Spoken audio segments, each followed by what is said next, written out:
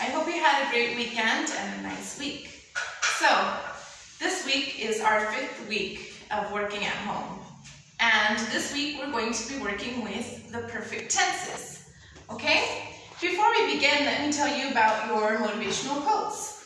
As last week, we're going to have a different motivational quote for each grade. So for 7th grade, we have, all our dreams can come true if we have the courage to pursue them. This was written by Walt Disney. Remember to do a beautiful drawing with it and to include your opinion about the motivational quote. Okay? For 8th grade, it is not the strongest of species that survive, nor the most intelligent, but the one most responsive to change. And that was written by Charles Darwin.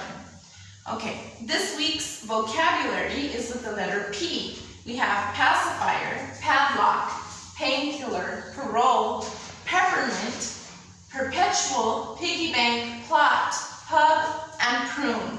Remember, you're going to write one sentence with each one of these words every day of the week. And also do your vocabulary format. So, as I had already told you guys, we're going to be working with the perfect tenses.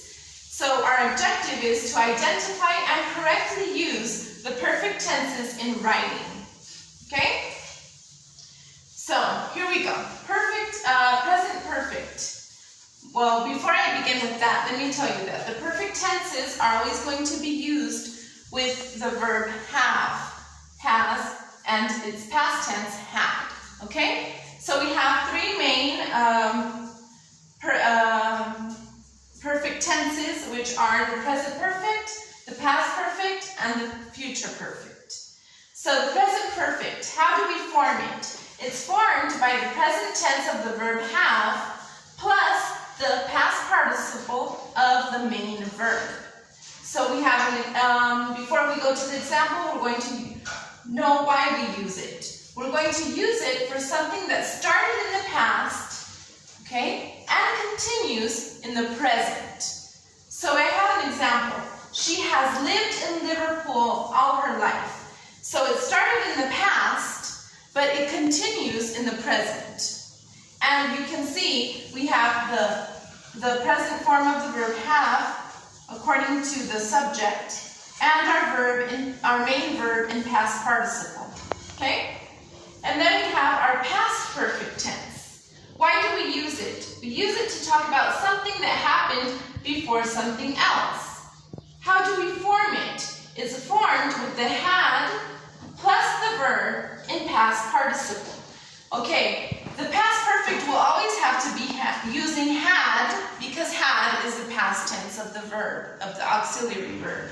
So, our example says, after Sophie had finished her work, she went to lunch. Okay? And finally, we have our future perfect tense. Why do we use it? We use it to talk about the past in the future. Okay? How do we form it? It's formed with the helping verb will plus have plus our verb in past participle. Okay? So here we're going to have three verbs. Okay? We have, for example, I will have shopped in the mall before you come home.